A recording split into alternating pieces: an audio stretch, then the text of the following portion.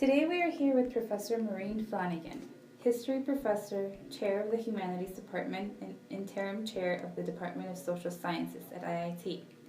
She specializes in urban history, particularly Chicago history, and most of her work focuses on issues of gender and urbanization. We are here interviewing her on her most recent book, Consolidating the Patriarchal City, Gender Ideals and the Built Environments of Chicago, Dublin, London, and Toronto, 1870s into the 1940s.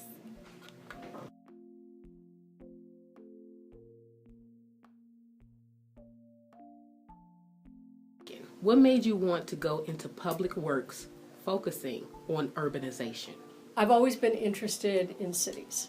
And so I started as an undergraduate, majoring in history, studying history.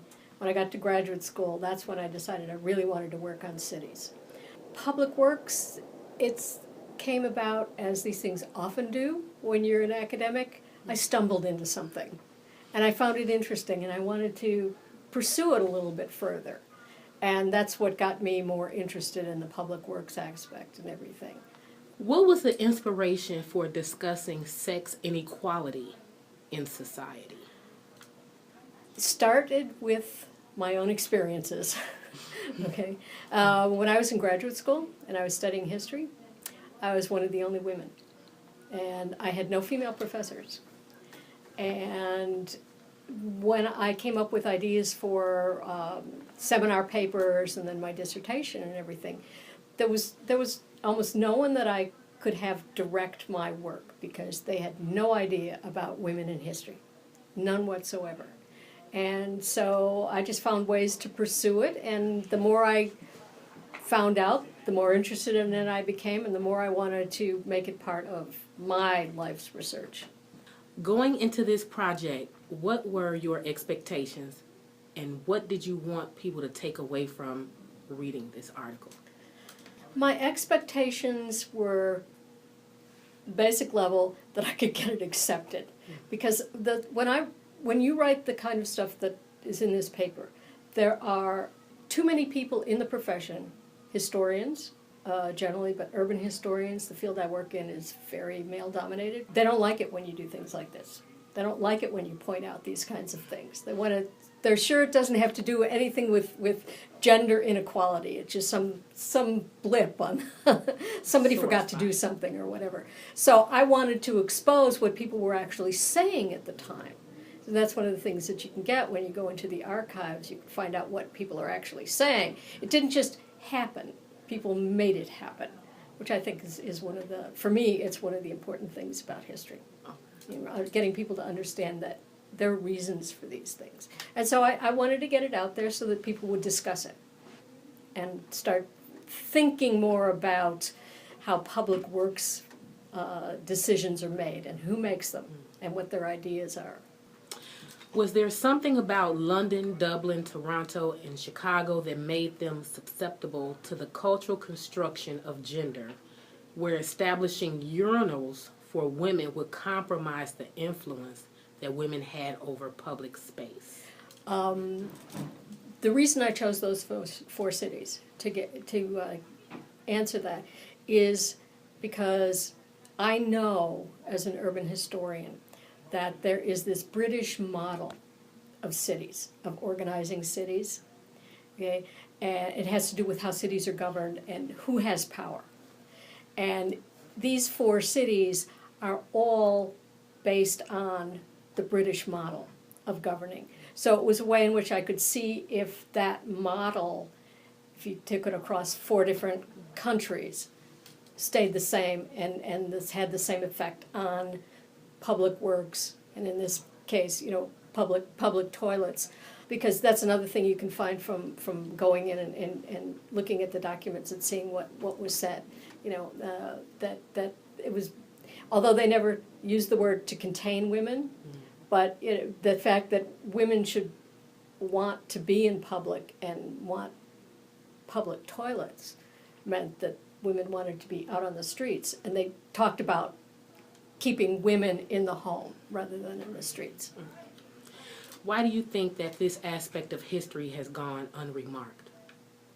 Well, It has been remarked on by a certain segment of feminist scholars, okay? Usually not historians. There are women who are working in urban planning who have discovered this, which is kind of how I discovered it. I read someone else's work.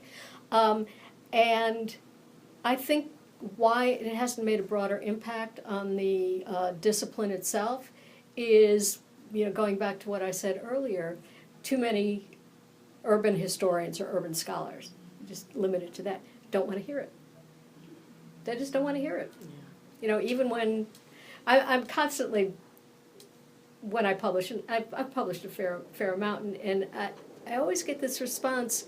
I mean, not from everyone, but I do get a response almost all the time is, well, surely it must have been something else that drove these decisions. And I said, no, look at what I've found, and then the conversation can stop, usually. They don't want to pursue it.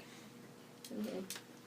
And I don't want this to sound like a conspiracy theory, because I don't think it is, but because I think people learn to think in certain ways, and it's really hard often then to think differently. And that's why I think it's important, as scholars and academics, that you keep getting your work out and make people think about these things if they haven't before. Yeah. In your article, London's medical examiner admitted that the urinal situation was quite inadequate and underscored the inequity that women had to pay to enter existing facilities, while men did not have to pay. Was this a tactic to discourage women not to use urinals? And if so, what were their arguments and justifications? Well, now here you get into issues of anatomy, right? It's real easy to build urinals. Okay, you can go down into one public facility and you've got a big urinal, right? And that is different from if women want to use, as they do.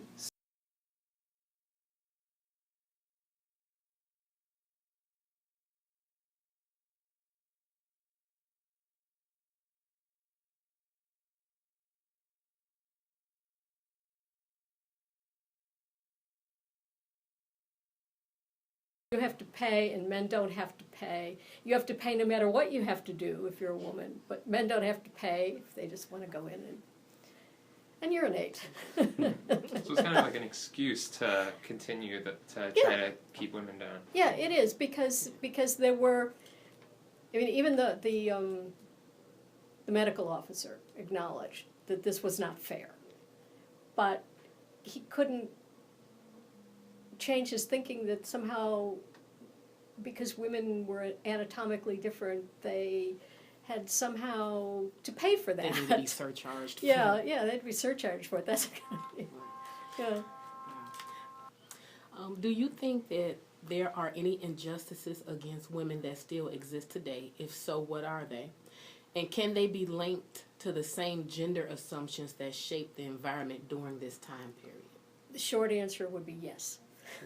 And it comes out in a variety of ways. So it's not now just something about public toilets, but think about where you would feel comfortable going at night as a woman as opposed to where you'd be comfortable going at night as a man.